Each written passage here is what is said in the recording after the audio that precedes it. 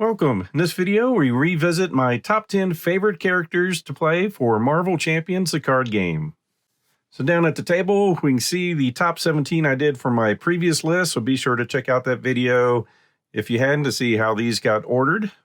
I do want to stress these are my favorites to play by my play style, not what I consider to be the most powerful, even though some of the most powerful ones are going to be the ones higher on the list, as for me, they're more fun to play when you have options like Doctor Strange provide you options to do pretty much anything you want to do. Whereas someone like Hulk, you are extremely limited on how he can respond to items.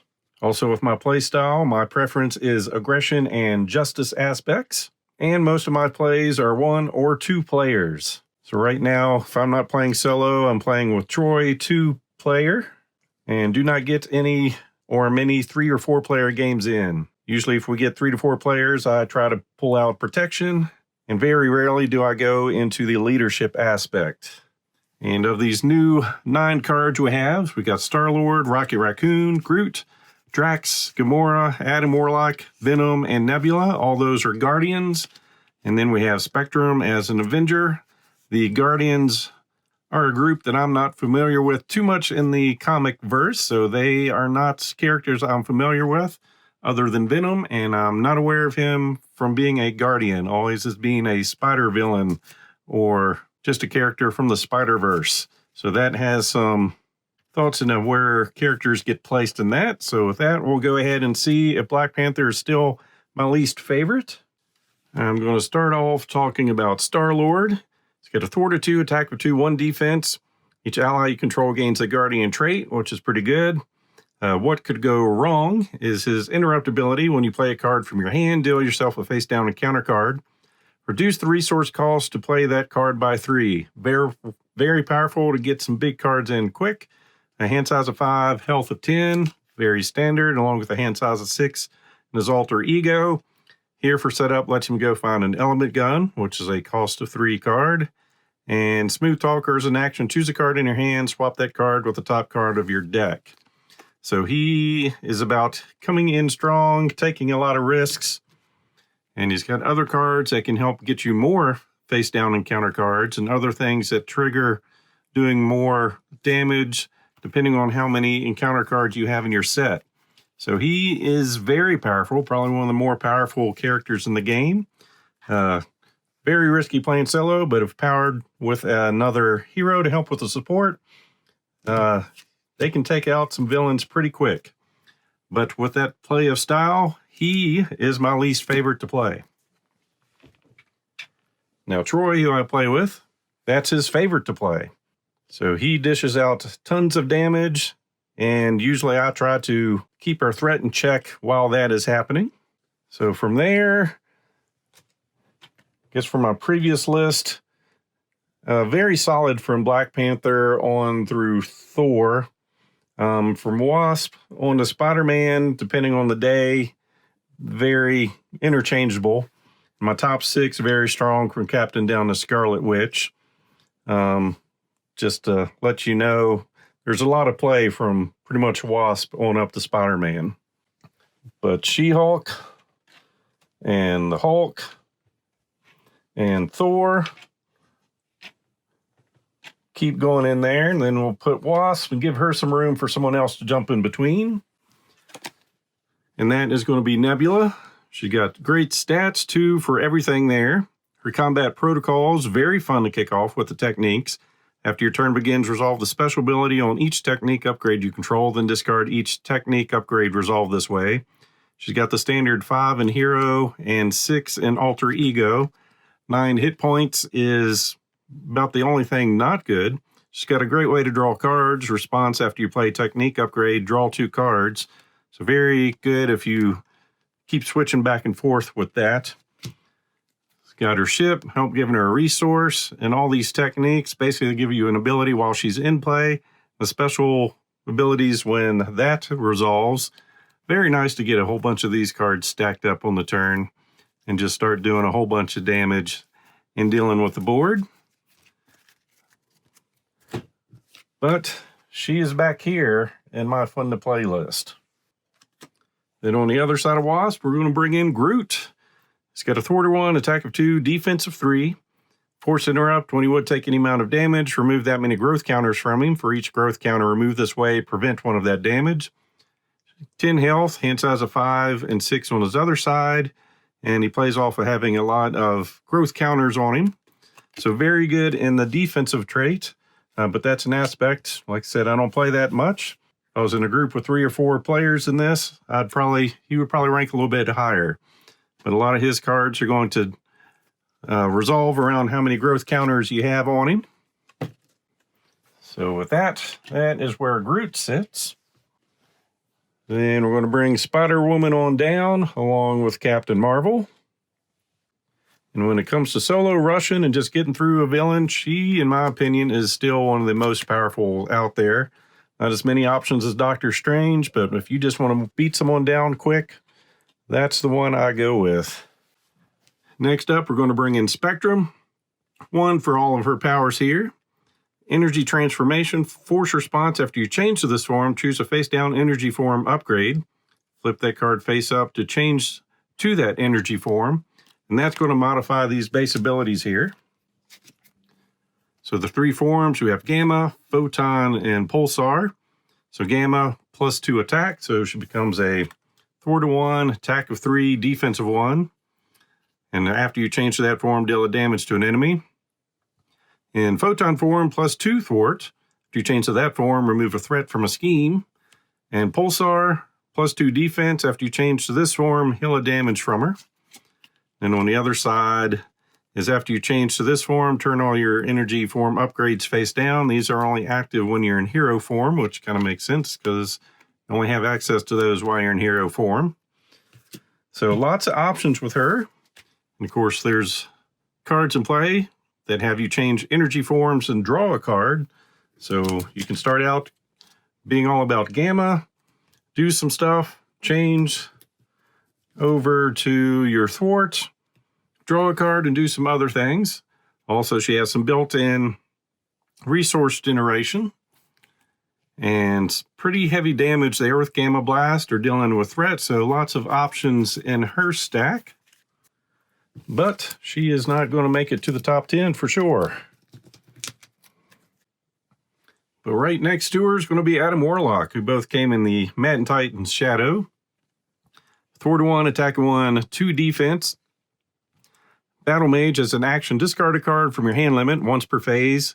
Depending on what that card is, it's going to do different things. So lots of options to choose from when using him. Plus, a lot of fun to build his deck. That's probably the most fun I have. During deck building, your deck must include an equal number of cards from all 4 of the aspects, and you cannot include more than 1 copy of any non-Adam Warlock card. So it's a very singleton type deck. Lots of fun to build, and executing is a lot of fun too.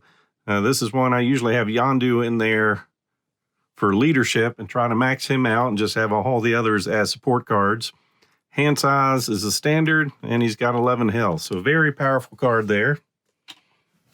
And of course, his main ones you want to have out is his Mystic Senses. So when you do the Battle Mage ability, draw a card. So get both of these out. You discard a card to get that ability. Then you'll be drawing 2 more. Also his Cape. After you resolve his Battle Mage, exhaust the Cape to ready him. So he's going to get 2 activations, and he's got a built-in resource management and some pretty good cards in the rest of his stack. Then we're going to move over Miss Marvel. And then we're going to bring in Rocket Raccoon. Thwart of 2, attack of 1, defense of 1.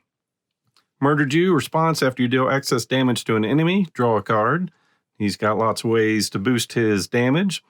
Hand size of 5 and 6 on both sides. Hit points is a little weak, so he's a bit fragile getting off the deck.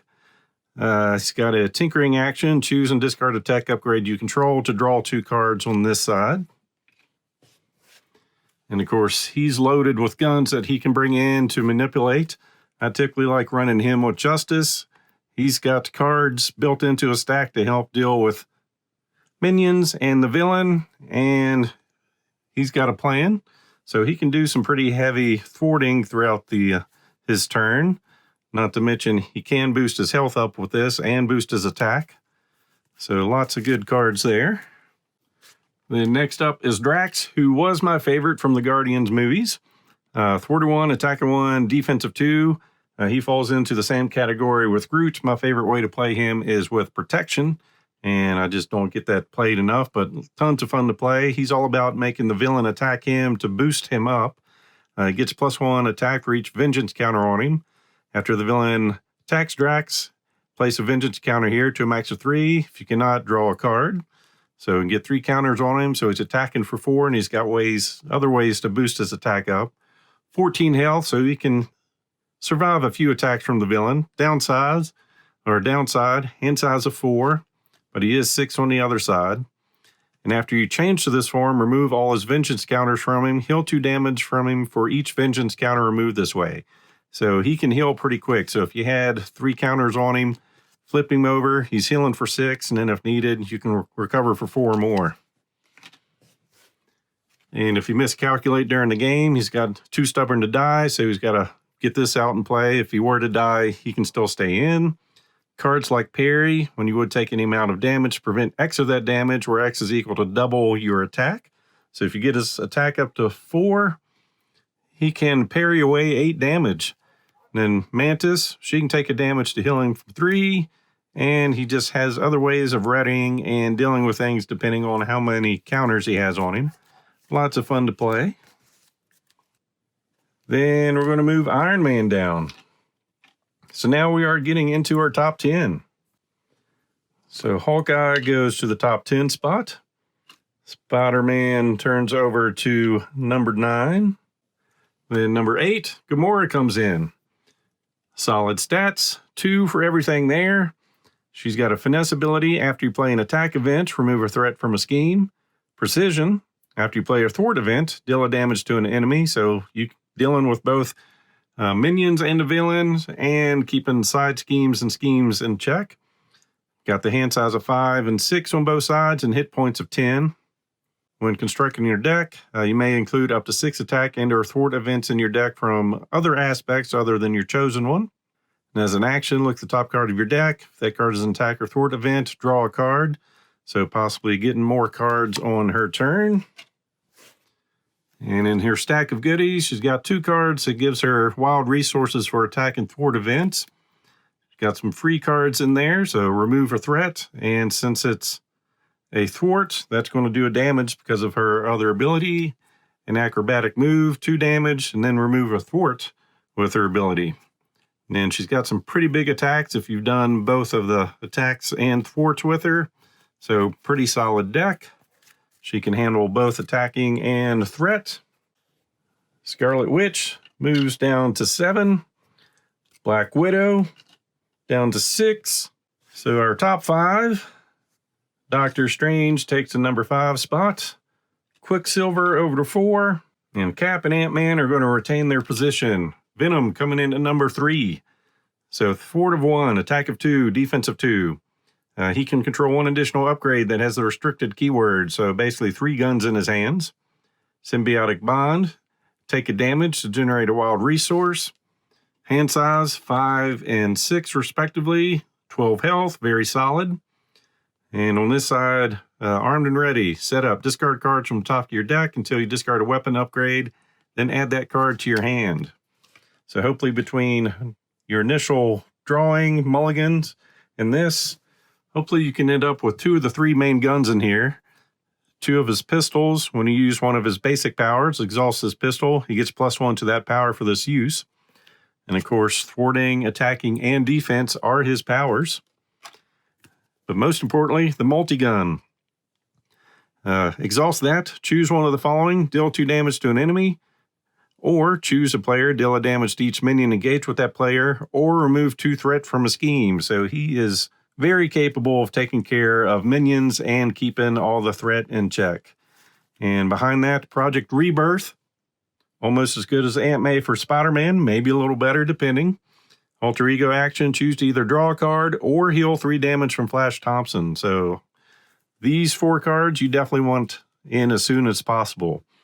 Then the Run and Gun, Ready Venom, and each weapon upgrade you control. Very powerful. He's got his own Spider Sense card, letting him Draw a card when a villain initiates an attack against you. So very solid setup, and jumped quickly into my number 3 spot. So that is where all the heroes sit for me at the moment. Anxious to see all the new stuff that's coming out. But for now, hope you enjoyed this video. So please click on the like button below and be sure to subscribe. Thanks for watching.